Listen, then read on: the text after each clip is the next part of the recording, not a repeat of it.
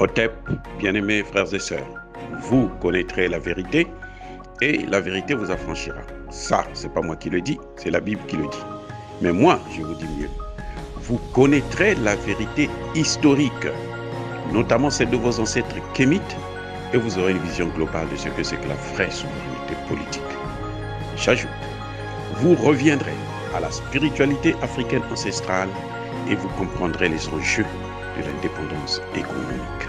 Et pour terminer, vous accepterez votre identité culturelle kémite et vous obtiendrez deux choses. La première, c'est la paix. La seconde, c'est le développement, à une condition. L'unité de toute l'Afrique noire, l'unité de tous les Noirs du monde entier.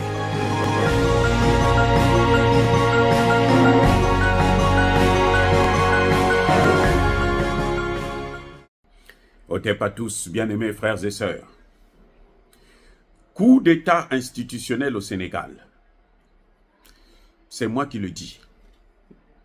Coup d'État, c'est prendre le pouvoir. Un coup d'État, c'est lorsqu'on prend le pouvoir de façon non réglementaire. Monsieur Sonko a fait un coup d'État institutionnel. Monsieur Sonko a pris la primature. Il s'est autoproclamé. On a obligé, on a mis Bassirou devant le fait accompli. Sinon, si ce n'est pas ça, dites-moi comment un Premier ministre peut gouverner dans un pays qui se dit démocratique quand il n'a pas la majorité présidentielle. Oh, God. Écoutez, arrêtons de jouer avec les Africains. Arrêtons de jouer avec la jeunesse sénégalaise. Dites-moi comment. Vous n'avez pas la majorité. Vous allez gouverner avec quoi? Alors le 49-3 comme Emmanuel Macron le fait. Mais le 49-3 peut pousser à ce qu'on puisse vous destituer. Et ça, ce que nous sommes en train de voir là, au Sénégal, ça a l'odeur du déjà vu. C'est ce qu'on a vu au Tchad. C'est exactement le même phénomène du Tchad.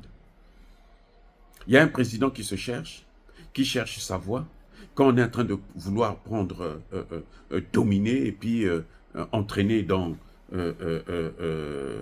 la France-Afrique et l'américanisation, la Pax Americana, et on lui colle un Premier ministre qui va leur donner toutes les informations, qui va l'espionner, qui va le contrôler et qui va l'empêcher de faire un certain nombre de choses. Au point où nous avons la tête de l'exécutif qui combat pour prendre le pouvoir, le Premier ministre face à son président. C'est le même scénario qu'on est en train de voir maintenant au Sénégal. C'est ça qu'on appelle le coup d'État. Vous savez, le coup d'État, ce n'est pas seulement lorsque les militaires prennent le pouvoir. Non, ça c'est la théorie occidentale. Ça, ce sont les Français qui nous ont appris ces choses-là. Les Américains qui nous apprennent ça. Parce qu'eux, ils sont des spécialistes de révolution de couleur. Ce qu'on appelle révolution de couleur, en fait, ce sont des coups d'État. On utilise les médias pour faire la propagande de quelqu'un, et puis cette personne vient prendre le pouvoir, on dit que c'est le peuple qui l'a amené au pouvoir. C'est ça une révolution de couleur. Mais c'est un coup d'État. Monsieur Bassirou n'est pas fou pour nommer quelqu'un qui n'a pas la majorité au Parlement, comme Premier ministre.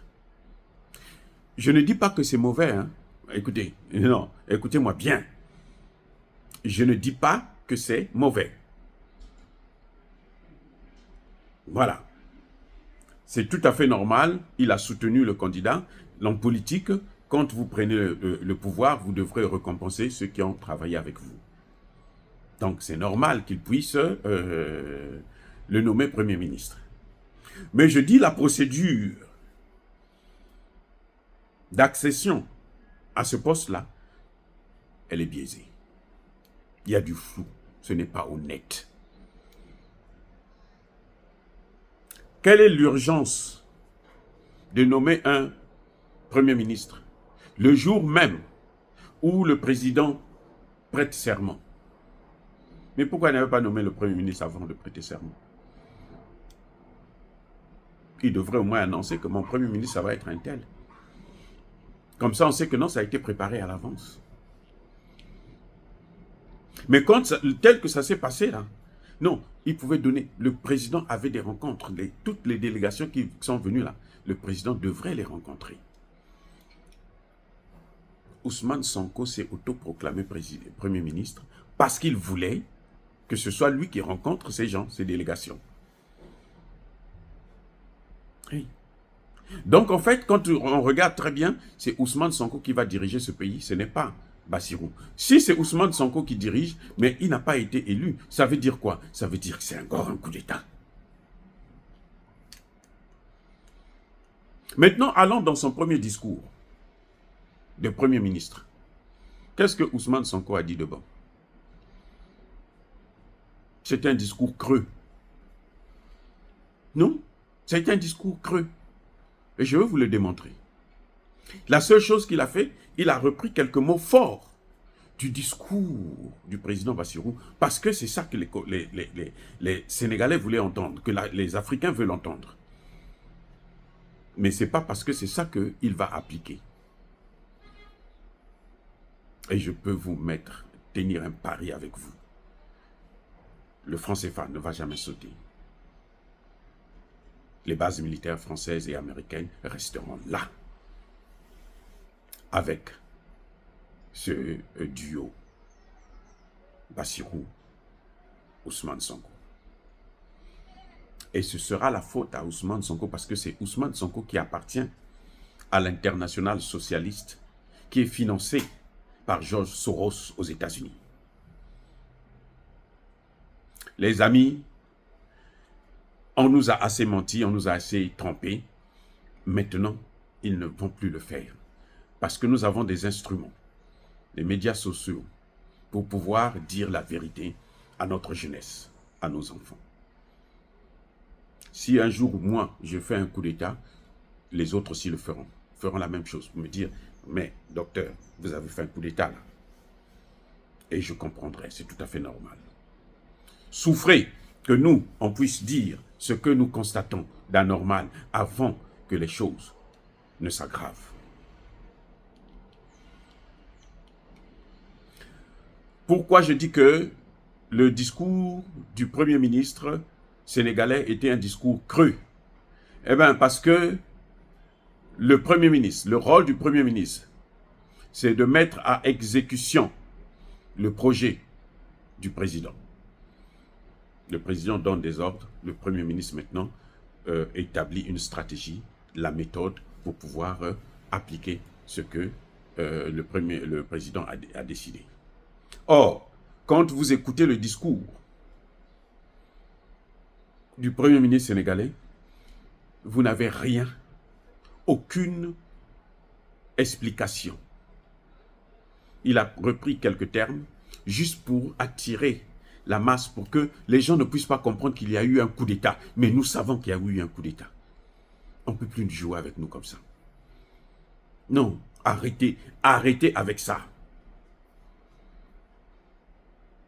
Vous avez vu la presse occidentale, la presse française notamment, qui va vous dire, qui va critiquer la polygamie de Diomaye Bassirou et qui va se taire sur la polygamie de Ousmane Sonko. Les deux sont des polygames. Hein. Ce sont eux qui ont parlé du bicéphalisme. Mais on voit la polygamie chez Bassirou, on ne voit pas la polygamie chez Sonko. Sonko aussi est polygame. Tout ce qui se ressemble, ça ressemble. Ce sont des bons amis, c'est pour ça. Vous voyez? Mais les Occidentaux parlent de la polygamie de Bassirou, ils ne parlent pas de la polygamie de Sonko. Vous savez pourquoi? C'est parce qu'ils ont dans leur stratégie, ils vont chercher à affaiblir Bassirou à travers ce problème de polygamie. Ce qu'ils ignorent, c'est que, comme je vous ai déjà dit, François Mitterrand avait 2 femmes à l'Élysée. François Mitterrand, président français, hein. 14 ans. Pendant 14 ans, il avait 2 femmes à l'Élysée. Nicolas Sarkozy, on l'a arrêté à plusieurs reprises dans ses histoires de fesses. François Hollande, Puisque c'est ça vos références à vous. Hein? Vous, les références, c'est ça. Donc, on va vous dire ce qu'ils sont. François Hollande. Lui, il y a même une de ses anciennes maîtresses qui a écrit un livre. Je ne vais pas sortir les mots ici parce que ça va être c'est trop fort. Il est resté avec Ségolène Royal. Ils ne se sont jamais mariés. Non, il n'a jamais mis la bague dans les mains de Ségolène. Il a joué avec la dame, Ségolène Royal. François Hollande que vous voyez là. Le prédécesseur de Emmanuel Macron. Donc la polygamie chez eux, c'est c'est juste que ce n'est pas déclaré, mais ils sont tous des polygames. Tous. Ou ils sont avec des femmes, ou ils sont avec des hommes, ou ils sont avec hommes et femmes et tout. Et ils sont comme ça. Bref. On voit bien la main de l'Amérique. Les Américains ne veulent plus perdre le temps. Parce qu'ils veulent, c'est-à-dire que, parce que les dossiers africains, là, pour eux, pour les Américains, hein, et les Français, là, c'est comme, bon, les Français eux-mêmes aussi, ils sont esclaves. Mais en tout cas, pour les Américains, les dossiers africains, là, c'est des choses, on n'a même pas le temps de rester une journée pour réfléchir là-dessus. On dit, faites ceci et puis c'est tout. C'est pour ça qu'ils digèrent mal qu'on puisse les chasser au Mali, au Burkina et au Niger aujourd'hui. Ils ne digèrent pas ça. Tout ce que vous voyez avec l'ambassadrice, là, c'est de la comédie. Ils vont chercher à y rester. Regardez comment ils ont fait le forcing. Ils sont en train de faire le forcing en RCA. On a brisé l'économie de la RCA. J'espère que Touadéra a compris que tu ne peux pas être avec ton ennemi. Quelqu'un qui est en train de te poignarder, et puis tu vas lui demander pardon. Non, tu lui mènes la guerre. La guerre économique, notamment, dans le cas échéant. Parce que c'est la seule arme que nous avons, les matières premières. Vous partez vendre ça ailleurs, pas à ceux-là qui vous persécutent. Et j'espère que Tshisekedi va comprendre ce qui est en train de se passer pour décider, enfin, de prendre vraiment ses responsabilités. Bref, Ousmane Sonko est l'homme des Américains. Ce sont les Américains qui l'ont poussé. Ce sont les Américains qui sont en train de créer la déstabilisation. Pour les Américains, même si c'est Bassirou qui a été élu, le président, c'est Ousmane Sonko. Donc c'est Ousmane Sonko qui doit diriger. Mais les Sénégalais ont approuvé Ousmane Sonko. Et rien, Bassirou, et rien ne dit que si Ousmane Sonko était candidat, il allait gagner. Rien ne peut vous le dire. Sinon, Ba, qui est venu en deuxième position, n'aurait pas eu 35% de voix quand même. Soyons sérieux. Soyons sérieux. 35% de voix. Eh oui, c'est pas rien. Donc, vous voyez, on va vers une crise institutionnelle qui est évidente. Monsieur Sonko va faire le forcing. Donc, il a voulu mettre l'opposition, le parti de Macky Sall, devant le fait accompli. Mais ça ne se passe pas comme ça en démocratie. Ce n'est pas comme ça qu'on doit faire. Quand on appelle la démocratie, là, ce n'est pas ça. Le Premier ministre devrait venir, puisque c'est un pays démocratique, non? Le Premier ministre devrait venir de groupe majoritaire à l'Assemblée. Ce qui devrait, la meilleure hypothèse, aller être celle où, Ousmane Sonko peut être dans le gouvernement ou quelque chose, ministre ou je ne sais pas, ou bien il gère seulement le parti jusqu'aux prochaines élections législatives, après 6 mois, au moins, pour que il confirme, le peuple confirme sa majorité. Et dès que la majorité est confirmée, à ce moment, eh bien, Ousmane Sonko passe Premier ministre. Parce que là, il pourra gouverner, il aura les mains libres. Là, il a fait un forcing, mais qui va le rattraper. Et c'est pour le malheur des Sénégalais. Ça veut dire qu'ils n'ont pas besoin d'appliquer leur programme. Ils ont un autre agenda. En tout cas, Sonko a un autre agenda. Bassirou, on est en train de voir comment il faut faire pour qu'on le mette sur la même longueur d'onde que Sonko. Puisque vous avez vu Bassirou, son premier discours et son deuxième discours sont complètement différents. Et les Sénégalais ont apprécié le deuxième discours en lui envoyant un message clair. Nous, ce que nous voulons, c'est l'alliance avec l'AES, le rapprochement avec l'AES. Ce que Sonko n'a pas dit. Même dans son premier discours, vous n'avez pas entendu parler de l'AES. Parce que ce n'est pas son agenda. Son agenda, c'est l'agenda des Américains. Ne soyez pas surpris de voir une base militaire américaine, qu'il y a déjà une base militaire américaine, mais que cette base puisse être renforcée et légalisée aux yeux et au su de tout le monde. Ne soyez pas surpris. Pourquoi, lui, s'il y avait urgence, l'urgence aujourd'hui c'était quoi? C'est de renégocier les accords de pétrole. Pourquoi il n'a pas posé le problème là dans son premier discours? Pourquoi? Parce que ce n'est pas son affaire. Pourquoi il n'a pas parlé du franc CFA? Comment il va sortir? Encore, même quand il dit sortir du franc CFA. Mais si vous sortez du franc CFA pour aller adopter l'écho, il faut encore nous préciser de quel écho s'agit-il? Est-ce que c'est de l'écho d'Emmanuel Macron et Alassane Ouattara qui nous ramène à la même situation, au statu quo? Avant le CFA, après le CFA, c'est la même chose? Non, on doit arrêter de jouer avec nous comme ça. Arrêtez de jouer avec les Africains, et notamment les Sénégalais. Ils ne sont pas aussi bêtes que vous ne pouvez le croire. C'est vrai qu'ils ont les médias, ils ont les réseaux sociaux, ils ont beaucoup de panafricanistes, je parle bien de panafricanistes, qui font leur propagande pour faire croire aux gens que c'est une bonne chose, on est sur la bonne voie. Et quand les gens vont se rappeler, se souvenir, seront surpris de voir que, mais c'est tout le contraire de ce qu'on leur demande. Ce sera un peu trop tard. En tout cas, on sera obligé de se battre et faire couler le sang encore de nos concitoyens avant. Je l'avais dit pour Succès Masra.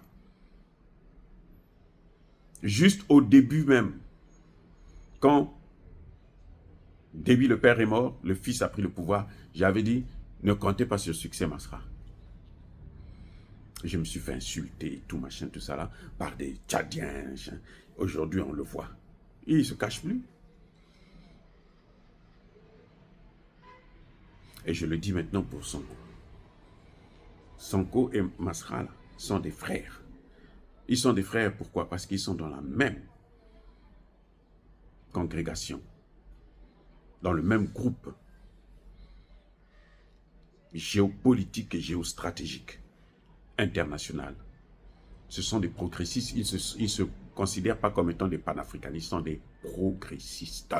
Oh, bien-aimés frères et sœurs, le coup d'État est consommé. On va voir ce qui va se passer au niveau du Parlement. Qu'est-ce que les députés vont dire?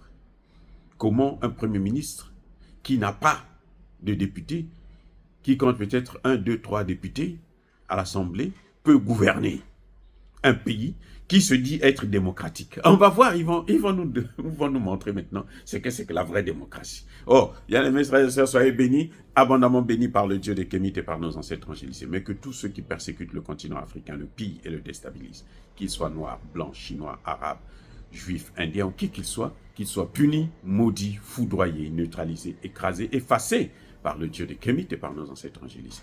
Vive l'Afrique éternelle, j'ai dit et j'assume.